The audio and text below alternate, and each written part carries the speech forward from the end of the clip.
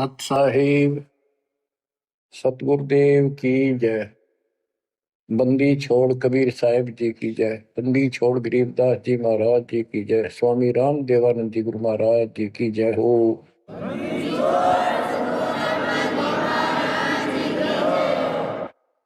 सर्व संतों की जय, सर्व भक्तों की जय, धर्मी पुरुषों की जय। श्री काशी धाम की जय, श्री सुडानी धाम की जय, श्री क्रोथा धाम की जय, श्री बरवाड़ा धाम की जय। सत साहिब परम पिता परमात्मा कबीर जी की असीम हृदय से बच्चों, आज आपको अपने घर का पता चला। ये अरहट वाले कुएं में, ये अरहट का कुआ लोई या गलबंद है सब कोई, कीड़ी कुंज पर अवतारा, हर हट डोरी बंधे कई बारा। इस हर हट जैसे कुएं में बहुत बार चक्कर काट चुके हो। अब इस झंझट से छूटने का समय आ गया। आप किसी से पूछ लो, कोई भी मरना नहीं चाहता, पर सबको पता यहां रह भी कोई नहीं का। यह समस्या क्यों है? ये इसलिए है कि अब मृत्यु अच्छी चीज नहीं, सबसे घटिया ये है। फिर उम्र दोस्त था, जब तक जवान रहता है रोजी रोटी के चक्कर में उलझ जा रहा है, बस की बात नहीं। यहाँ की व्यवस्था ऐसी है, छोटे छोटे बच्चे होंगे, उनके पालने के लिए मर मिटता इंसान, और करना पड़े। देखे जहां भूखे बैठे, तो ये मजबूरी है अपनी। और फिर सारा जीवन बच्चों को पाल पोस कर पढ़ा कर शादी कर दी, उनके बच्चे हो गए। बच्चों, अपना कर्म के साथ जीव आप बैठे। बच्चे कितने अच्छे हों, कितनी अच्छी बहू आ जा पुत्रवधू, लेकिन कर्म में दुख है तो कोई न कोई इसी आंट ला देगा काल।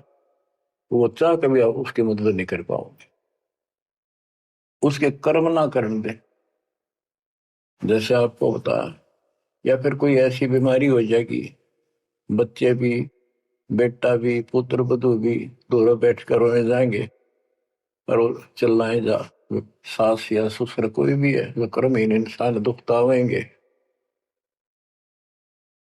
वो दवाई भी जो आ सके हैं अच्छे हॉस्पिटल में ले जाएंगे, लेकिन उस दुख उस दर्द 29 न कौन मिटा होगा।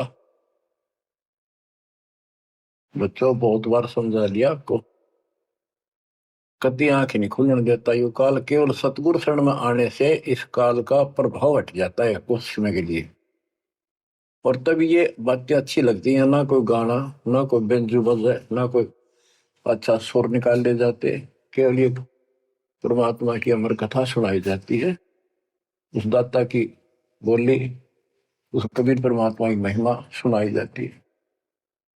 और धीरे धीरे जब पाप कम होते चले जाते हैं, यह इतनी अच्छी लगती है। वो गाने सुना करते बकवादी, एक अन्य के लिए लगते इनके सामने, तो पाप कर्म जितने कटते चले जाएंगे, इतने ही ये आत्मा का आहार इसे अच्छा लगने लग जाएगा।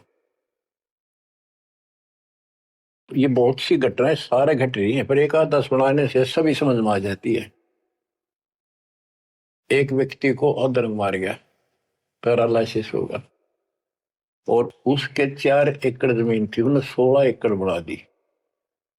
सारी जिंदगी मेहनत करी खूब कंजूसी के साथ। भगवान को जाने कौन था, कोई सुनता ही नहीं भगवान के बारे में। था उसको 4 लड़के हो गए, चारों की शादी कर दी, चारों अलग अलग हो गए। उसको पैरालिसिस हो गया। अब उसको कोई नहीं उठा उन चारों में था, और बच्चे उसके पास से निकल जा। गांव के व्यक्तियों को पता चला, वो आए, उन बच्चों को समझाया, भाई बाप है, इसने कितना कुछ किया तुम्हारे लिए, कुछ तो शर्म करो।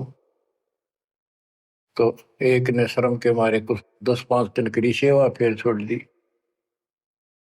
फिर उनके रिश्तेदार बुलाए, पंचायत हुई, रिश्तेदारों ने ये कर दिया भाई इसके 16 किले ने 5 हिस्सा में बांट दो। तो 3 एकड़ जमीन तो इसका हुआ है, इसको दो, 3 किले इसके छोड़ दो, और जो इसकी सेवा करेगा वो लो। तो छोटे वाले की पत्नी बोली जी हम ले लेंगे, हम संभालेंगे। वो लालच में वो बला ले ली, बला हो जाती है ये कर्महीन इंसान। और 1 महीने बाद से फिर छोड़ दी। फिर गांव के व्यक्ति आए, बोले भाई क्यों नहीं संभालते तुम? वो बोलिए किले भी ले लो, मारो बस का कोई सबके बीच में।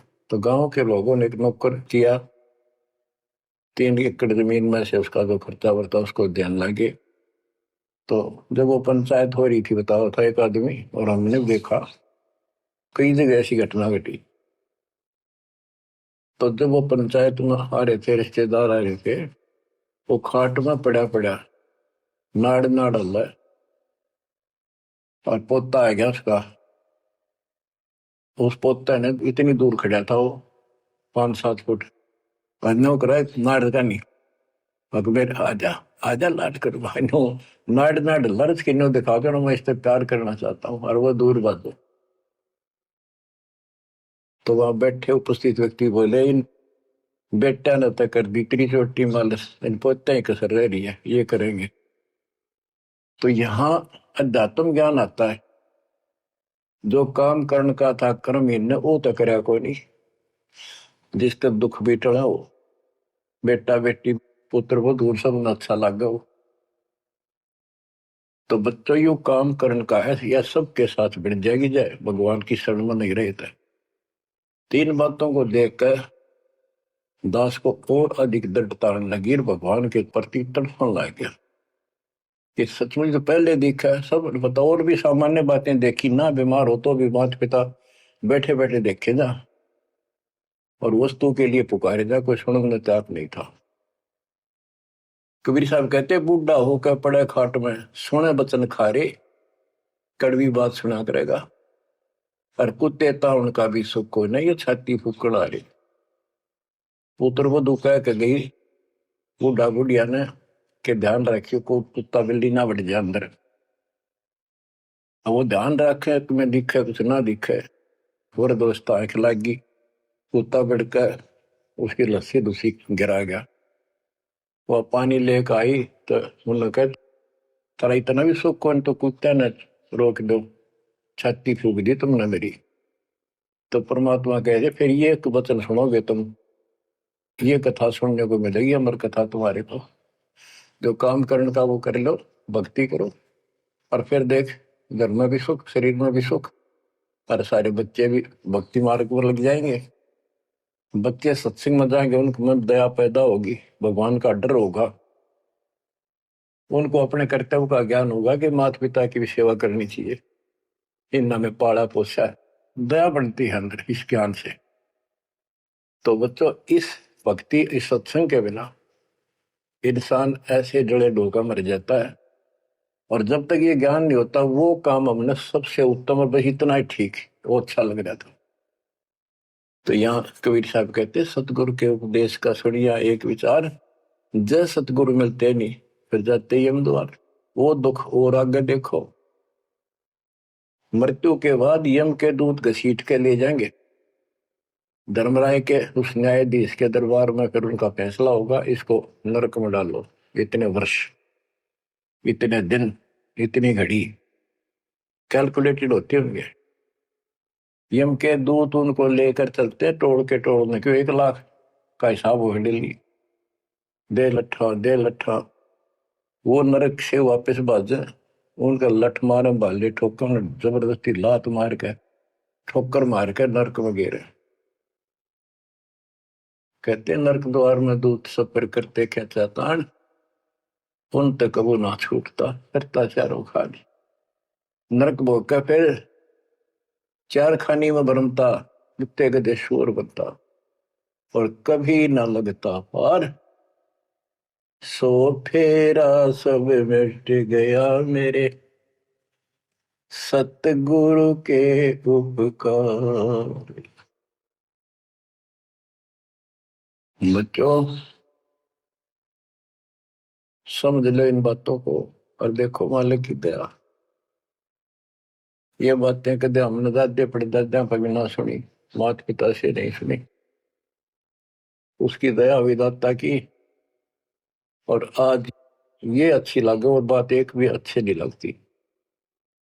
वो तो बेतुकी बातें हैं, थोड़ी देर बातें करनी पड़ती है इधर उधर की, 2 मिनट बाद में सोचा ही या तो जा अपना परमात्मा ने याद करे। तो यह लगन अलग से लगेगी, इस सत्संग से लगेगी, और भक्ति सुमन दान करोगे या सेवा, ये सारे मिलकर आपको निर्मल करेंगे। आपको हर तरह से शक्ति आत्मा को मिलेगी। भोजन खाते हैं तो उसमें सभी प्रोटीन सब प्रकार के खाने होते हैं, तभी स्वस्थ शरीर रहता है। इस प्रकार हमने सेवा भी जिसी बने, सुमन भी, दान भी, ये करना पड़ेगा, और मर्यादा का निर्वाह परहेज भी रखने पड़ेंगे, तभी आत्मा स्वस्थ होगी, मोक्ष प्राप्ति योग्य होगी। बच्चों धन है आपके माता पिता जिनसे जन्म हुआ। आपकी किस्मत को अगर व्याख्यान करने लगो, आपकी किस्मत का वर्णन करो, कोई शब्द नहीं दास के पास। इतनी अच्छी किस्मत लेकर जन्मे हो तुम। आपका मनुष्य जीवन इस समय, मनुष्य जीवन के बाद फिर आपको शरण मिल गई। गजब अजब बात यह है कि आपको शरण मिल गई। आप देखो नाम लेने तो पहले आप किस स्थिति में थे, क्या करा करते, सारा दिन कोहरे डले डोला करते, और मजदूर काल के मजदूर थे, बस पेट के मजदूर, माचे माचे अंडा थे। कोई भी अच्छा काम चाह कर भी नहीं कर पावा थे। आत्मा भी अच्छी थी, था आपकी नर्म भी थे, दया थी, भाव था, सारा था, भगवान की चाह भी थी, पर ऊपरली सी थी, काम चलाऊ सा था। और नाम लेने से पहले जब आपने स्टार्ट किया इस मार्ग को, देख मन कितनी बगावत करे था। ये कैसे हो सकता है, ऐसे कैसे हो सकता है, हमने तो ये पूजा की, हमने ये देखा, ये सुना। तो काल ने परमात्मा से पहले कहा था कि तुम्हारा जो हंस जाओगा ज्ञान बताने के लिए, उससे पहले कहते देवी देव धाम तो दुआओ, तीर्थ व्रत और ये झूठे जब तब मन लाओ। इस तरह की सारी शास्त्र में साधना से इनको इतना मूर्ख बना दूंगा कि कोई भी उसके ज्ञान को सुनेगा नहीं। जाओ योग जीत संसारा, जीव न माने कहा तुम्हारा, जीव तुम्हारा कहा न माने, हमारी ओर हो बात बखाने, हमारी ओर होकर बात विवाद करेंगे तुम्हारे साथ। बच्चों इन बातों को याद रखो। इस जीवन की सफलता है कि इसमें परमात्मा प्राप्ति हो। आप इसके निकट आ चुके हो। आपने जो भक्ति स्टार्ट करी, आपकी यही दशा थी। कति मन मान कर राजी नहीं था, और उस दाता देखो अपने बच्चों को कैसे कैसे कैसे कोई न कोई भेज के अपना बहन भाई रह रह कर कथा सुनाई। कभी अच्छी लगी, कभी ना लगी, धीरे धीरे पाप कटते गए, सुनते चले गए। कहते सो सब सिदर मैं करूं अपने जन के काज, हरने से पूजो मार दो नरसिंह दर के साज। इब्राहिम सुल्तान के साथ कितने खाड़े कर दिए, कितना पीछे पड़ गया जाता अपने बच्चे को नरक से निकालने के लिए। यही दशा अपनी थी। उस दाता ने कोई न कोई कारण बना के अपने को राह दिखाया है। हरे बच्चों समझो इस मार्ग को, क्योंकि ये कथा जो सारी सुनाई जाती है, ये आत्मा को सहारा देती है। ये आत्मा बहुत सतर्क हो जाती है, इन पर सब पर विचार करती है, तब इस मन को साइड कर देती है कि बस बहुत हो लिया। आप देखो क्या हाल है, कल ना पशु बन जाओगे, और पहले पेरा ने कितनी बार बन लिए। तो परमात्मा आपको बहुत लंबे समय से तैयार करते करते करते करते आ रहे, और आप भी लगे रहे। जैसे भी जितना दाव लगा जिस जन्म में आप करगे, फिर काल का प्रभाव ज्यादा था, नहीं पार बसाई छूट गया मार्ग। जो गुरुद्रोही हो जाते हैं ना, वो सदा के लिए खत्म हो जाते हैं। वो तो अरबों खरबों वर्षों तक धक्के खाओगे। आप विमुख होते रहे, जैसे राबिया विमुख हुई। स्टार्ट वहां से नहीं था उसका, बहुत पीछे से था, लेकिन भक्ति की चाह बनी रही बनी रही। दाता फिर मिलते रहे। परमात्मा कबीर साहब कहते हैं, मेल ठेले जाइयो, तीर्थ धाम पर भटकियो, मेले बड़ा मिलाप, पत्थर पानी पूजते हैं, कोई साधु संत मिल जाओ। जब तक भगवान नहीं मिला तब तक ये आस्था भी बनी रहनी चाहिए। इसलिए परमात्मा कुछ लोगों को दूंगा, संस्कार तो निकाह होता है, कोई मत्था टेक के कितने जाके, और कुदरती वो संस्कार आ जाता, उसकी आस्था बनी रहती है वहां पर, तो भगवान में चाह बनी रही। कई नरसिंह बन के इसने आना पड़ा, निकाल ने तो मस्टरवा दिया था। प्रहलाद भगत की आस्था खत्म हो जाती, दाता रक्षा नहीं करते, सारे समाज में आस्था खत्म हो जाती मनुष्य जीवन में, कि भगवान है ही नहीं करे। और ईशा दिखा दिया, भगवान आज तक याद है, भगवान है। इसलिए हमारी चाह बनी रही परमात्मा के प्रति। तो बच्चों, परमात्मा की असीम रजा आपके ऊपर। परमात्मा 600 साल पहले हमें राह दिखाने लगे थे, और उसी समय से आज तक बीच में अपने संत गरीबदास जी को बीच में मिले, इस भक्ति को फिर से जीवित करके, इस अध्यात्म ज्ञान को फिर से कभी खम रूप गे, इनके माध्यम ये यथार्थ ज्ञान देख। और 300 साल से अमर ग्रंथ यहाँ पढ़ा करते थे गरीबदासी, गरीबदास के 12वें पंथ वाले। मेरे गुरुदेव के अतिरिक्त किसी के पल्ला नहीं पड़ा। उन्होंने दास को दिया ये खजाना, उसके बाद गहनता से इसका अध्ययन किया, आशीर्वाद उनका रहा। आज ये खजाना खोल दिया, गुरुदेव का आशीर्वाद, कबीर साहब का वचन, 5505 कलयुग बीत चुका, तो ये खेल तो होना ही था। और या गंगा आएगी मोक्ष करने वाली असली गंगा, ये है सत्संग। इसमें जो स्नान करेंगे, सत्संग सुनेंगे, मोक्ष तो इन आत्माओं का होगा। अब्राहिम सुल्तान को कैसे निकाला, उसके कोरडे तक खाए मालिक ने अपने बच्चे के, बता के लागत हो, क्या नाता था उससे। अब यहां विचार कर लो, उसका हमारे से क्या नाता है, कितना गहन नाता है। वो हमारा पिता है, वही हमारी माँ है। उस परमात्मा में हमारे प्रति माँ और पिता दोनों का मोह है, कितना जबरदस्त हो सकता है वो देखो। तुम अपनी गलती से फंस गए, पर वो बैठा उस पर भी नहीं जाता खाली, कि कुछ तो निकालो काल के जाल से। आप आंख खोलो, इस मार्ग को दृढ़ता से ग्रहण करो, बच्चों वाली बातें छोड़ दो। सारा संसार एक तरफ हो जाए, आपने एक तरफ होना पड़ेगा। जैसे मीराबाई को कहा उसकी मां ने, सत्संग में जाना मेरा छोड़ दे, आए मारी लोग कर तकरार, सत्संग में जाना मेरा छोड़ दे, सत्संग में जाना मेरा ना छूटे, सत्संग में जाना मेरा ना छूटे, तारी चाहे जड़ कमरो संसार, सत्संग में जाना मेरा ना छूटे। इस दशा में, इस स्थिति में आपको आना पड़ेगा।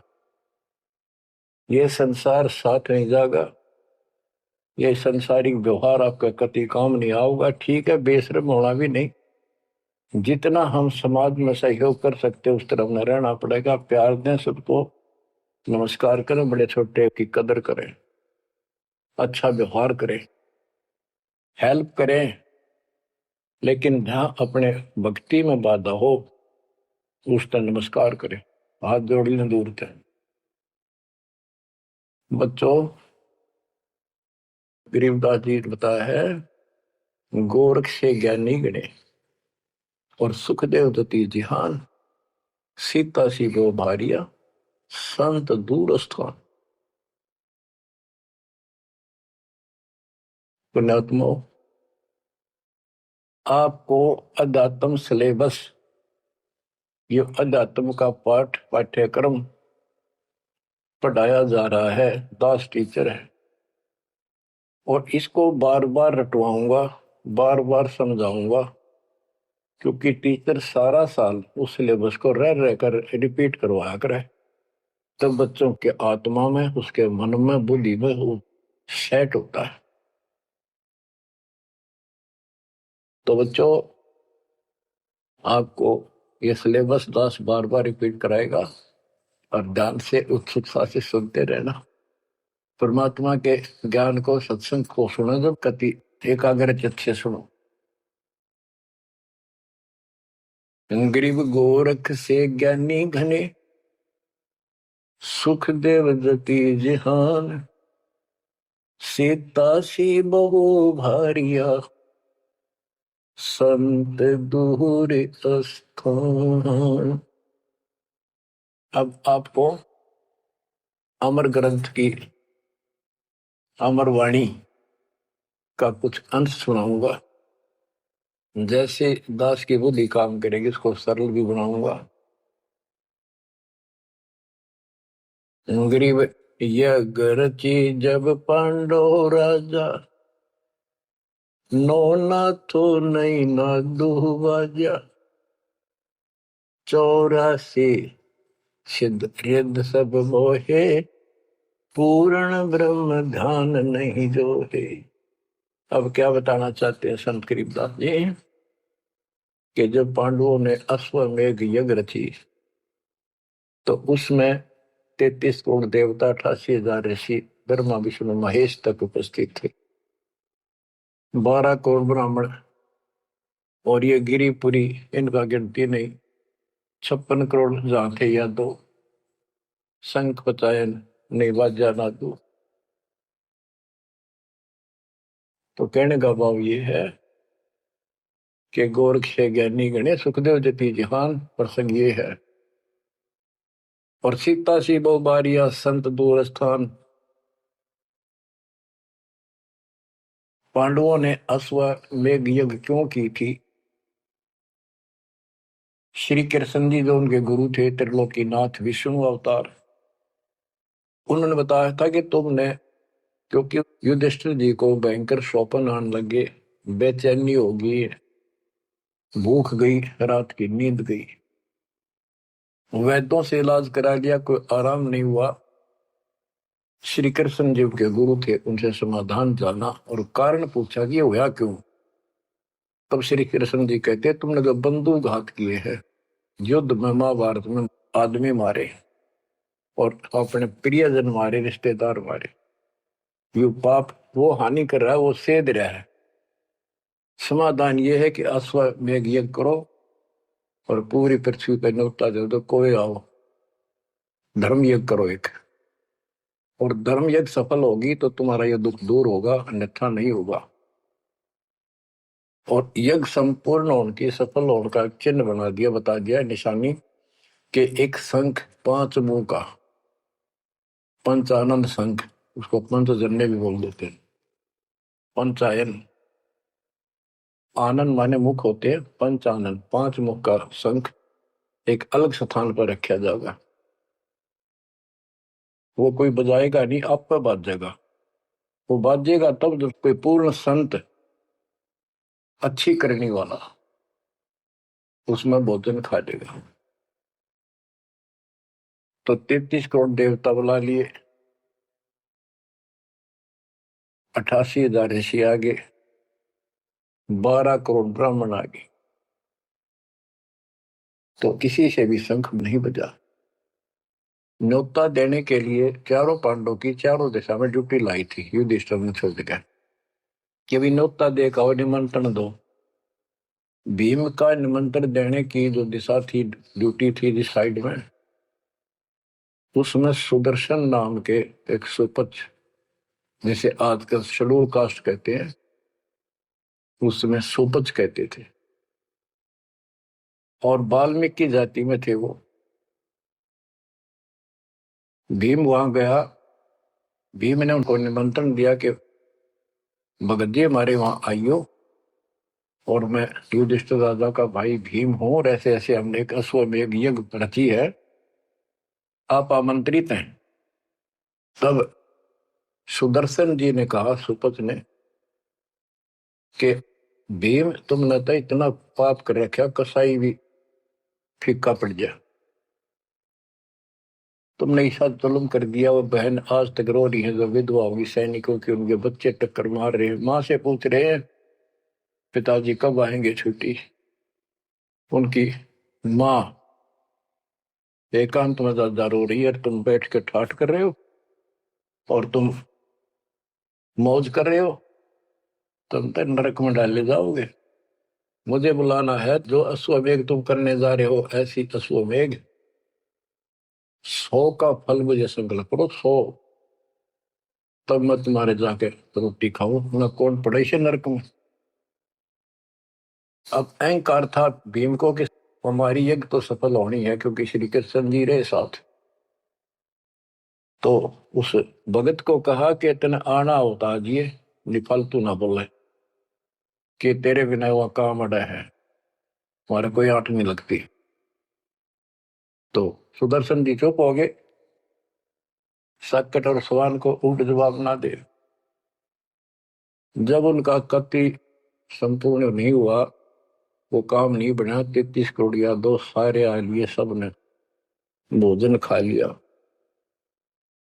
शंख नहीं बजा, जब एक दूसरे के मुंह को देखा है, वो उपस्थित ऋषि संत देवता ये बतला रहे हैं कि इनके पाप गणे कर लिए इनने। हाँ, शंख बजेगा कहां से, अपने ऊपर ना लेते। अब जैसे ये माया के अंग का प्रसंग है, वाणी वो चल रही है कि इस देवी ने, इस माया ने काल के दबाव में यह सबको भ्रमित कर रखा है, सत साधना करने नहीं देती, शास्त्र साधना में डरे डुबावे, कर तो काट रहा है, लेकिन यह उसके दबाव में आ गई, या क्या करे, फंस गई, इसके साथ आकर निकम्मे गए। तो बच्चों, तब युधिष्ठिर बोला, महाराज हमारे पाप गिने हैं भगवान, ये तो कभी नहीं बात जाए। तो मन पता है क्या हाल हो रहा है, वो मेरे स्वप्न में भी दिखाई देते, वो बच्चे रोते हुए, उनकी विधवा रोती हुई टक्कर मार रही है। कृष्ण जी बोला, भाई इस शंख न बजाने वाला आया को नहीं। भीम को बुलाया कि बताओ इस साइड में किसकी ड्यूटी थी निमंत्रण देने की, कि भीम की थी। भीम से पूछा कि तुम ऐसे ऐसे सुदर्शन नाम का संत है, उसको न्योता नहीं दिया। वो बोला, जी निमंत्रण दिया था, पर वो तो कुबोल आदमी है, ये बातें बोली है कि तुम पापी हो, अपराधी हो, वो तो गलत बोला। कृष्ण जी बोले, आपने क्या कहा। भीम बोला, मैंने कह दिया तो नाना होता जी, आपने ना तो मत आइए। श्री कृष्ण जी बोले, सारा काम खराब कर दिया, साधु संतों से ऐसे नहीं बोलना चाहिए, वो जो कहते हैं उसमें कोई दम हो बात में। तुम तो सारा काम बिगाड़ दिया, अब बता क्या करेगा, इतना पैसा लग गया, बात वही की वही।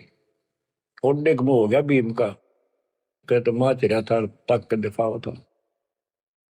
श्री कृष्ण जी बोले, बैठ साले, रथ तैयार करो। उस दौरान जब यह घटना घटी, उसमें परमात्मा करुणा में नाम से प्रकट थे कबीर साहब, और सुदर्शन उस करुणा में परमात्मा के बच्चे थे, शिष्य थे। सुदर्शन जी ने अपने गुरुदेव को जाके बताया कि महाराज ऐसे ऐसे वो भीम आया था, और मैंने उसको बोल दिया भाई ऐसे ऐसे कर। परमात्मा बोले, भाई वो यज्ञ तो उनकी पूरी हो को ना, उन तो वो सारे माया के पुजारी बैठे हैं, वह फिर आओगे, तू खिसक जाए यहाँ पे। सुदर्शन जी तो निकाल दिए, परमात्मा सुदर्शन रूप बना कर बैठ गए। पांचों पांडव छठे कृष्ण जी गए,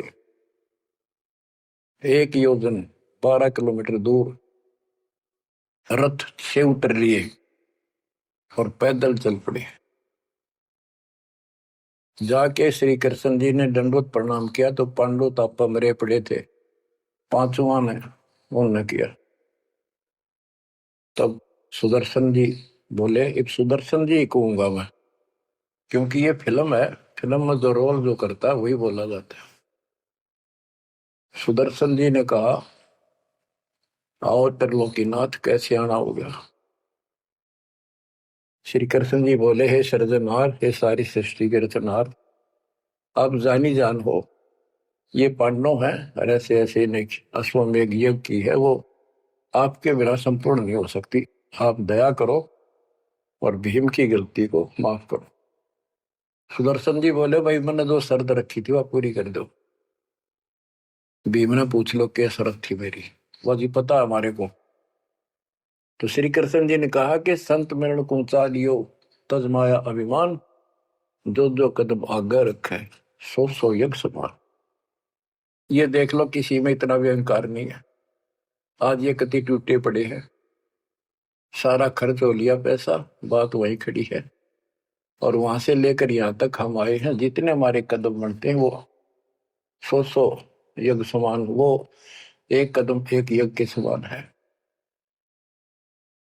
अपनी सौ रख लो, बाकी हमारी जोड़ी में डाल दो, हमारा भी कल्याण हो। यानी आदिन्नी का भाव संत के सामने होना चाहिए। संत के साथ भगवान होता है, भगवान को अहंकार कभी पसंद नहीं। तब साधु भूखा भाव का, धन का भूखा ना, ना किसी में माँ का भूखा। उससे पहले जब पहली बार यो भीम गया था तो निमंत्रण देने, एक तालाब में नहा का आया था और उसमें खूब गोते मर मर नहाया, पैर भी नहीं टिके थे। सुदर्शन जी बोले कि भीम, यह मेरी माला तार के दिए खुट्टी पर था। भीम चला, खुट्टी पर तो माला सुमरनी तारन लग गया। उस पर उतरी नहीं, टस से मस नहीं हुई, पसीने आ गए। जब सुदर्शन जी बोले, भीम उधर बड़ी डींग मारा था कि युद्ध नहीं जीता जाता, एक का मारू था 10 मरे थे। अरे माला ना उठी तेरे थे, छोड़ के आ गया, दूर खड़ा हो गया। और कोई दिखाना भी जरूरी था कि कुछ है इसके पल्ले, ना तो उनके मन में फिर दूसरा देता। ऐसे हाथ किया परमात्मा ने, वाला अपने आप उठ के उनके हाथ में आ गई। धर्मदास या घना अंधेरा, बिन परचा जीव जम का चेहरा। अगर थोड़ा बहुत ना दिखाऊं अपनी शक्ति तो काल का बंधेरे मेरी तरफ आवे को नहीं। उदिंदा बड़ी बात बोल रहा था भीम, और सुन ले, तेरे जैसे पहलवान बहुत होगा जाए लिए। जिसमें तू उस दिन स्नान करके आया था ना, वह खोपड़ी थी उस कुंभकर्ण की। खोपड़ी, ये सिर का ऊपर ऊपर का कटोरा, जिसमें तेरे पाँव भी न टेके, ऐसे ऐसे होकर जानिए बकवादी। भक्ति बिना बात नहीं बने बच्चों।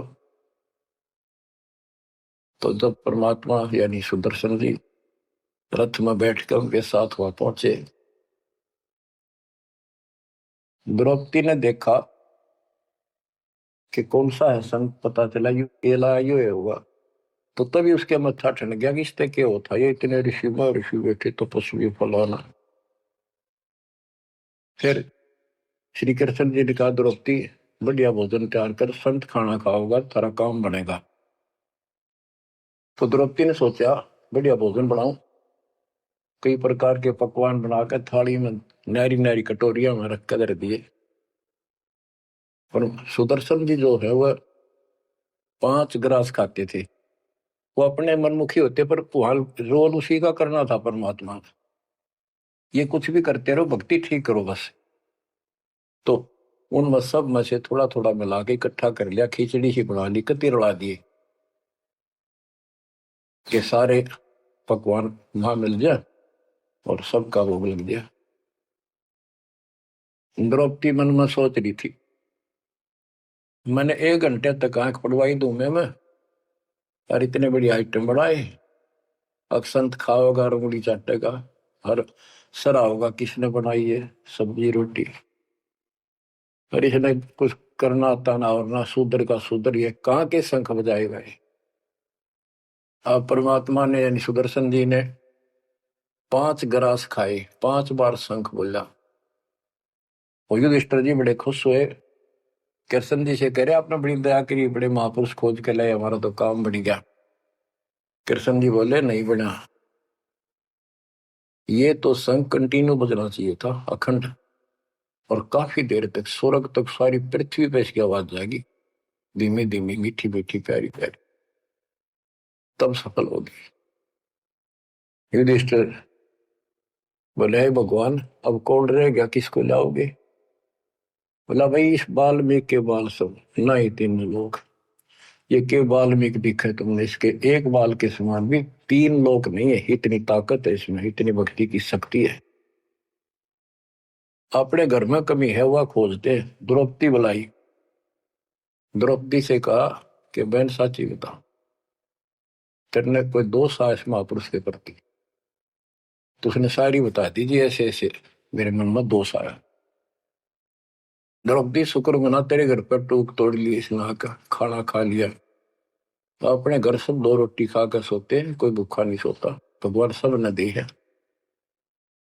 इस तरह का अहंकार करने से काम नहीं बनते।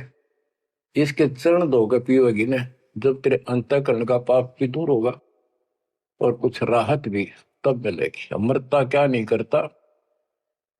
द्रौपदी लाई बढ़िया सी थाली प्रात उठाकर चांदी की, और उसमें लोटा लेकर संत के चरण धोए, गाल के कटोरे में पीण लगी। कृष्ण जी बोले बहना था मुझे भी देना, इसे महापुरुष का चरणामृत कद कद मिला है। तो आधा द्रौपदी ने पिया, आधा श्री कृष्ण जी ने। और फिर वो देखो अखंड बाजा, वो ऐसे ढंग से बजाए तो धीरे धीरे धीरे धीरे सुर बढ़ता चलेगा, स्वर्ग तक पूरी पृथ्वी पर आवाज गई, कण कण में सुनाई दिया। और जो पेड़ थे पौधे पूरे के पूरे बसंत की तरह फूल आगे और खिल गए। इतना सुंदर मौसम होगा सुहावना। गोरख से ज्ञानी गढ़े और सुख दे जती जिहान, सीता सी वो भारिया संत दूर स्थान। संत को ऊपर दिखावे से ज्यादा मीठी मीठी लंबी चौड़ी कथा सुनाने से, अटपट करके प्रवचन करने से पहचाना नहीं जा सकता। तो बच्चों, न जीव की सी बुद्धि है को पहचान ले, पहचान लिए होते तक कबीर भगवान आए न थे, संत गरीबदास जी आ रहे कहने गए। अब बच्चों आपको थोड़ी सी अमृत वाणी सुनाता हूं। ग्रीव फिर पांडवों की यज्ञ में शंख पंचायन टेरे, 12 कोटि पंडित जहां पड़ी सबन की मेरे। यज्ञ रची जब पांडव राजा, नौ नाथों ने नादू बाजा। उस यज्ञ में 9 नाथ, 84 सिद्ध, 33 करोड़ देवता, 88,000 ऋषि, 12 करोड़ ब्राह्मण और 56 करोड़ यादव जो श्री कृष्ण के वंशज थे, जो पांडवों के रिश्तेदार थे। क्योंकि श्री कृष्ण जी की बहन सुभद्रा अर्जुन के ब्याही थी। या क्या कहते हैं, यज्ञ रची जब पांडव राजा, नो नाथों ने नादू बाजा। 84 सिद्ध रिधि सब मोहे, पूर्ण ब्रह्म ध्यान नहीं जो है। अब माया के उनकी वाणी पर देखो छिए, इन्होंने बताया है कि 84 सिद्ध 9 नाथ ये रिद्धि सिद्धि में उलझा रखे थे। 84 सिद्ध रिद्धि सब मोहे, इन्होंने पूर्ण ब्रह्म ध्यान नहीं जो है, पूर्ण परमात्मा की भक्ति नहीं करी। कोटि 33 यज्ञ के माही, सुर नर मुनि जन गिनती नाही। 56 कोटि जहां थे यादो हो, जिनसे नाही बाजा नादू हो। कोटिक वक्ता वेद उचारी, ना बयम संपूर्ण सारी। सठ दर्शन की गिनती नाही, अनाथ जीव जी में बो माही। ओहो, सठ दर्शन ये गिरिपुरी कहती है बहुत गड़े आए हुए थे, और अनाथ जीव भी बहुत गड़े आए। शोर नर मुनि जन तपा सन्यासी, दंडी वृत्त बहुत उदासी। कामधेनु कल्प वृक्ष ही लाए, 3 लोक के सुर नर आए। 5 पांडव कृष्ण शरीरा, जिनसे यज्ञ बही निधीरा। होय होय, 5 पांडव और श्री कृष्ण जी वही खाना खा चुके थे, उनसे यज्ञ बही नहीं थीरा, उनसे यज्ञ नहीं हुई पूरी। एक बाल्मीक नीचे कुल साधु, जिन शंख पचायन पूरे नादु। और गनो माया के पूता, ब्रह्म जोगनी सब ही दूता। ओहो, कहते हैं एक बाल्मीक नीचे कुल साधु, जिन शंख पचायन पूरे नादु। ये और गनो माया के पूता, ये और तक माया के भ्रमित है, माया सिद्धि प्राप्त करके लोगों को प्रदर्शन कर रहा, ये भी माया जाल। या महिमा पागी न इनमें खेल ले गए खिलौने से, या माया ये देवी न उलझा रखे काल के दबाव। कहते और गनो माया के पूता, ब्रह्म जोगिनी सब ही दूता। अब क्या बताते हैं, गिरि 5 पांडव संग हैं, और 6 कृष्ण मुरार। चलिए हमारी यज्ञ में हे समर्थ सिरजनहार। अब श्री कृष्ण जी भी तो 3 लोक के मालिक हैं, पिछले संस्कारी हंस है। परमात्मा ने उनको सद्बुद्धि दी, उनकी दिव्य दृष्टि खोली कुछ समय के लिए, तो उनको भगवान दिखाई दे था। वो सुदर्शन उस दिन थे भी भगवान, पर उसको एहसास था, क्योंकि अध्यात्म मार्ग के अंदर अपने आप आत्मा अपने से शक्तिशाली के आगे नीचे हो जाती है, मुरझा जाती है। गिरि 5 पांडव संग हैं, और 6 कृष्ण मुरारे। चलिए हमारी युग में समर्थ सृजनहार। गिरि पांडव यज्ञ अश्वमेघ में, सतगुरु किया पिया ने। 5 पांडव संग चले, और 6 भगवान। गिरि पांडव यज्ञ अश्वमेध में, वाल्मीकि की बे। शंख पचायन बजाइया, राख्या नहीं संदेह। ग्रीव सुपच रूप धर आइया, सतगुरु पुरुष कबीर। 3 लोक की मेदनी, सुर नर मुनि जन भीड़। कहते हो सुपच का रूप धरकर स्वयं सतगुरु परमेश्वर कबीर जी आए, जहां पर 3 लोक की सेना बैठी थी मेदनी, या दुनिया भरी पड़ी थी। 33 करोड़ देवता, 88,000 शेरियो, 56 करोड़ यादव। 33 कोटि यज्ञ में आए, 688 सारे। 12 कोटि वेद के वक्ता, सुपच का शंख बजा रे। के 33 करोड़ देवता, 88,000 ऋषि, 9 नाथ, 84 सिद्ध, 12 कोटि वेद के वक्ता ब्राह्मण, ये सारे वहां पर बैठे थे। उन तो ये छोटा सा काम नहीं हुआ, 3 ताप के अंतर्गत पांडव दुखी हो रहे थे। तुम कौन राम का जपते जापम, ताते कटे ना 3 ताप।